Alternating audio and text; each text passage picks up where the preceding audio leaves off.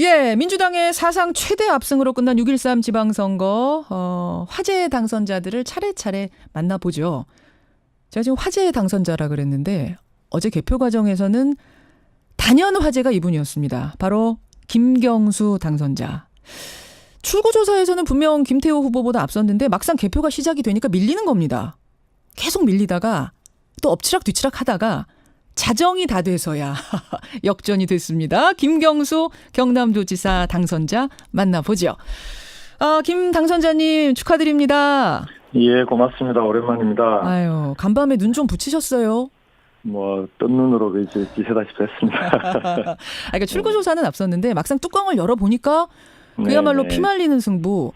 한 자정까지 계속 밀릴 때 그때는 기분이 어떠셨어요? 경남이 원래 지난 대선 때도 이제 이런 선거 개표 결과가 이런 방식으로 좀 진행이 되긴 했었습니다. 그래도 아무래도 불안하죠. 그렇죠. 불안하지 않으면 거짓말이죠. 이게 이런 질문은 이런 날에만 드릴 수 있는 질문이니까 제가 드리는데요. 막 엎치락 뒤치락하고 밀리고 이러다가 당선이 확정되는 그 순간에 제일 먼저 떠오른 사람은 누굽니까? 당선 확정이 늦게 되는 바람에요. 사실은 당선 유력이라고 떴을 때 이미 이제 캠프에 가서 많은 분들하고 같이 이제 지켜보고 이런 상황이었는데 떠오른 인물을 개별적으로 얘기하는 것보다는 이런 개표 과정, 개표 상황 우리 경남도민들께서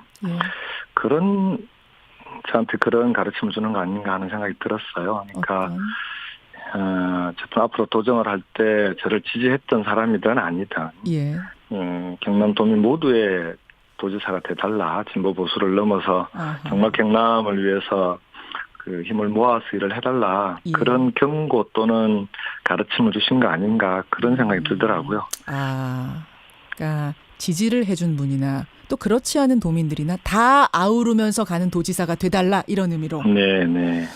보면은 49.8% 득표하셨는데 김태호 후보가 46.1%거든요. 지금은 52.8%입니다. 또 바뀌었어요 그 사이에. 그렇게 됐군요. 예. 자, 그분들 다 아우르면서 가달라. 소통의 도지사가 돼달라. 화합의 도지사가 돼달라. 이런 메시지. 네네. 근데 제가 기억나는 인터뷰가 뭐냐면요. 총선 치르고 나서 그러니까 국회의원 된 다음에 그 다음날 노무현 전 대통령 묘소에 가서 인사드리면서 작은 숙제 하나 해결하고 왔습니다. 그렇게 말씀드렸다고 인터뷰하셨던 거 기억이 나요. 예. 이번에도 가실 거잖아요. 예. 오전에 충원탑 또 경남에는 3.15 또 묘지가 있거든요. 그게 들렀다가 봉화마을 들를 예정입니다. 그렇죠. 뭐라고 하시겠어요? 묘소 앞에서. 그러게요. 대통령님께서 사실은 90년 3당 합당 과정에서 이제 이의 있습니다 하고 제기했던 그 이후에 부산 경남 PK 지역에 이제 정치가 실종됐던 거 아닙니까? 경쟁도 사라지고. 그 폐해가 한 30년 가까이 부산 경남의 지금 같은 상황을 초래한 건데 좀 먼 길을 돌아온 것 같아요. 대통령님께서 그때 왜 반대를 했었고 그리고 평생을 그걸 극복하기 위해서 싸워오신 거 아닙니까? 본인은 그럼에도 고향에서조차 지지받지 못했다. 그러면서 정치인으로서는 실패한 인생이다라고 이제 자조적으로 얘기도 하고 하셨는데 이제 경남도민 그리고 부산, 울산 우리 PK 지역의 시민들께서 이제 다시 부산 경남이 사실은 옛날에는 민주주의가 어려우면 제일 먼저 나서서 싸웠던 곳이거든요. 그렇죠. 그래서 그런 정치 1번지로서의 자존심, 자부심을 찾아가는 과정 아니겠냐 생각합니다. 잘했다 그러실까요? 고생했다고 하셨습니다. 고생했다 이렇게. 지금 이제 말씀하셨지만 사실은 정말 지역주의가 강한 것, 그러니까 보수 강세 지역, 특히 직전 지사가 홍준표 대표셨어요. 제1야당 대표. 그런데 왜 경남도민들은 이번에는 김경수를 택했을까? 뭐라고 보세요? 그 의미? 이제는 선거라고 하는 게 원래 평가잖아요. 잘했으면 한 번 더 믿어주고 잘못했으면 확실하게 심판하고 바꾸는 건데 그동안에는 선거가 그런 평가로서의 기능을 못했던 거죠. 근데 이번에는 확실하게 이전 도정, 홍준표 대표께서 도지사를 맡았던 예. 이전 도정에 대해서 도민들께서 분명히 평가를 해주신 것 같고요. 그걸 뛰어넘어서 대선 결과가 이제 1년 전에 나오고 1년 동안 문재인 대통령께서 고군분투하고 계시는데 예. 대선 결과를 받아들이지 못하고 있는 그런 야당이나 홍준표 대표에 대해서 도민들께서 확실하게 이번에 지방선거를 통해서 심판하신 거 아니냐. 그래서 이런 국민들의 평가를 좀 겸허히 받아들이는 것이 정치인의 도리 아니냐 그렇게 생각합니다. 홍준표 대표가 아직도 대선에서의 국민의 뜻을 못 읽고 있는 것에 대한 평가?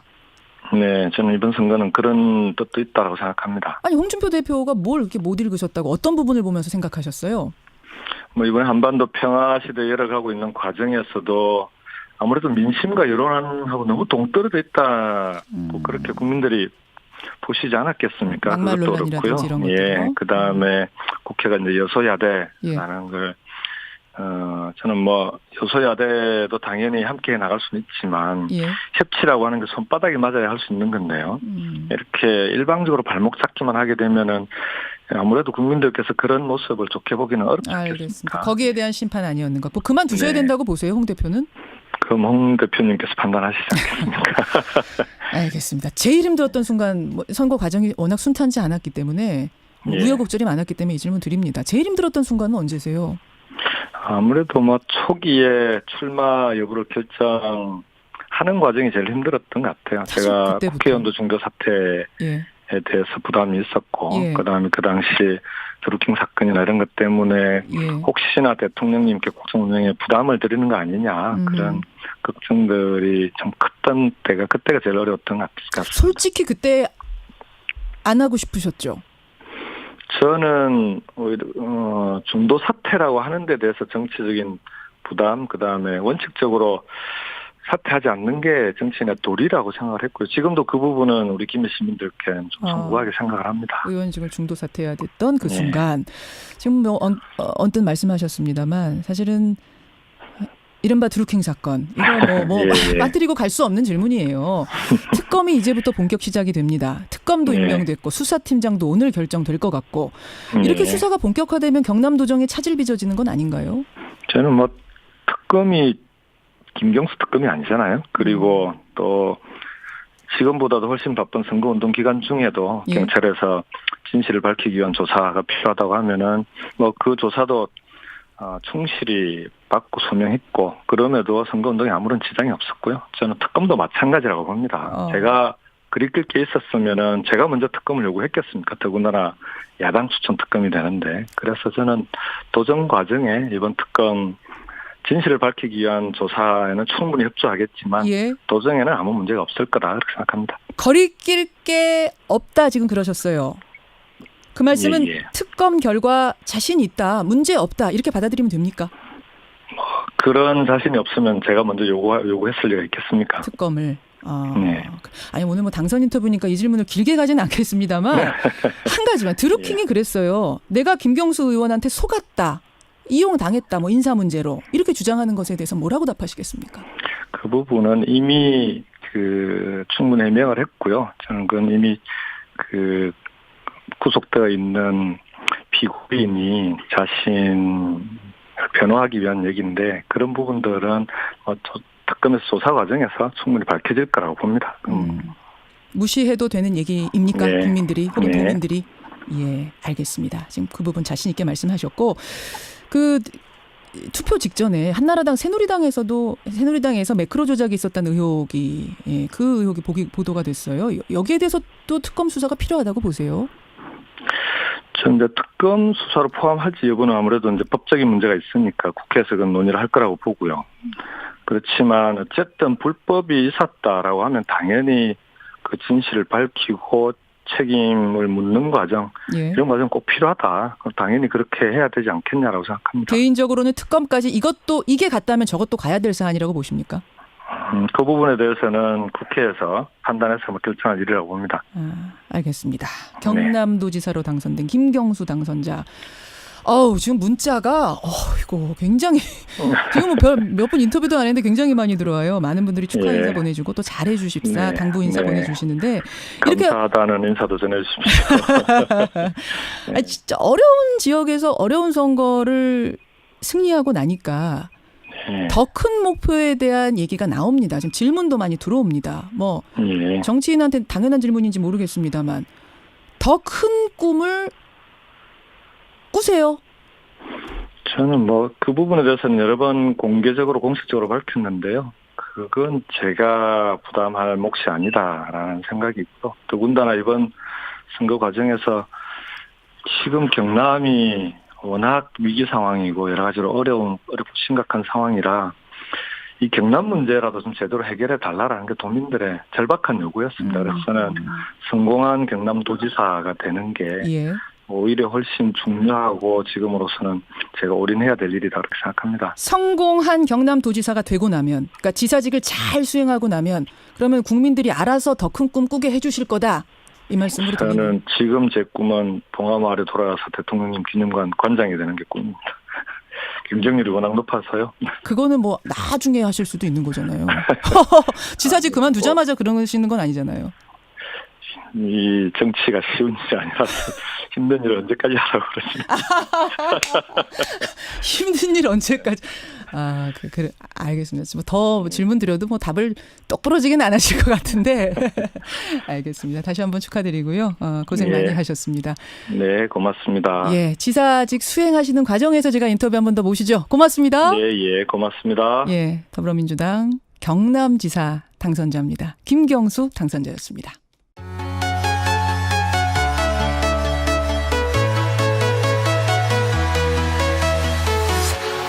Walking alone, the streets are empty. The only thing I can see is my own silhouette. 민주당의 사상 최대 압승으로 끝난 6.13 지방선거 화제의 당선자들을 차례차례 만나보죠. 제가 지금 화제의 당선자라 그랬는데 어제 개표 과정에서는 단연 화제가 이분이었습니다. 바로 김경수 당선자. 출구조사에서는 분명 김태호 후보보다 앞섰는데 막상 개표가 시작이 되니까 밀리는 겁니다. 계속 밀리다가 또 엎치락 뒤치락 하다가 자정이 다 돼서야 역전이 됐습니다. 김경수 경남도지사 당선자 만나보죠. 김 당선자님 축하드립니다. 고맙습니다. 오랜만입니다. 간밤에 눈 좀 붙이셨어요? 뜬 눈으로 이제 지새다시피 했습니다. 그러니까 출구조사는 앞섰는데 막상 뚜껑을 열어보니까 그야말로 피말리는 승부. 자정까지 계속 밀릴 때 그때는 기분이 어떠셨어요? 경남이 원래 지난 대선 때도 이제 이런 선거 개표 결과가 이런 방식 도지사가 돼달라, 진보 보수를 넘어서 정말 경남을 위해서 힘을 모아서 일을 해달라, 그런 경고 또는 가르침을 주신 거 아닌가, 그런 생각이 들더라고요. 그러니까 지지를 해준 분이나 또 그렇지 않은 도민들이나 다 아우르면서 가는 도지사가 돼달라, 이런 의미로. 보면은 49.8% 득표하셨는데 김태호 후보가 46.1%거든요. 지금은 52.8%입니다. 또 바뀌었어요, 그 사이에. 그렇게 됐군요. 자, 그분들 다 아우르면서 가달라. 소통의 도지사가 돼달라. 화합의 도지사가 돼달라. 이런 메시지. 근데 제가 기억나는 인터뷰가 뭐냐면요. 총선 치르고 나서, 그러니까 국회의원 된 다음에 그 다음날 노무현 전 대통령 묘소에 가서 인사드리면서 작은 숙제 하나 해결하고 왔습니다. 그렇게 말씀드렸다고 인터뷰하셨던 거 기억이 나요. 이번에도 가실 거잖아요. 오전에 충원탑 또 경남에는 3.15 이거로 좀 진행이 되긴 했었습니다. 그래도 아무래도 불안하죠. 그렇죠. 불안하지 않으면 거짓말이죠. 이게 이런 질문은 이런 날에만 드릴 수 있는 질문이니까 제가 드리는데요. 막 엎치락 뒤치락 하고 밀리고 이러다가 당선이 확정되는 그 순간에 제일 먼저 떠오른 사람은 누굽니까? 당선 확정이 늦게 되는 바람에요. 사실은 당선 유력이라고 떴을 때 이미 이제 캠프에 가서 많은 분들하고 같이 이제 지켜보고 이런 상황이었는데 예. 뭐 떠오른 인물을 개별적으로 얘기하는 것보다는 이런 개표 과정, 개표 상황 우리 경남도민들께서 예. 저한테 그런 가르침을 주는 거 아닌가 하는 생각이 들었어요. 그러니까 어쨌든 앞으로 도정을 할 때 저를 지지했던 사람이든 아니든 예. 경남도민 모두의 또 묘지가 있거든요. 그게 예. 들렀다가 봉화마을 들를 예정입니다. 그렇죠. 뭐라고 하시겠어요, 묘소 앞에서? 아, 그러게요.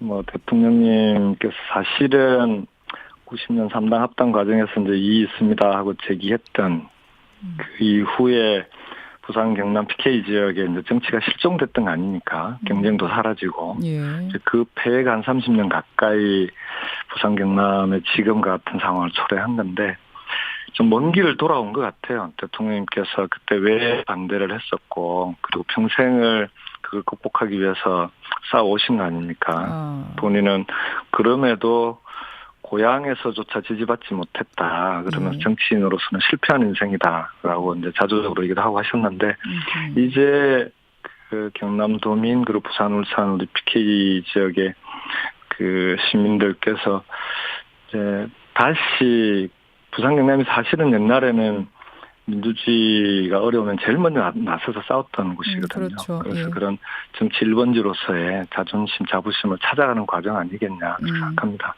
잘했다 그러실까요? 고생했다고 하셨는데. 고생했다 네. 이렇게. 지금 이제 말씀하셨지만 사실은 정말 지역주의가 강한 것, 그러니까 보수 강세 지역. 특히 직전 지사가 홍준표 대표셨어요. 제1야당 대표.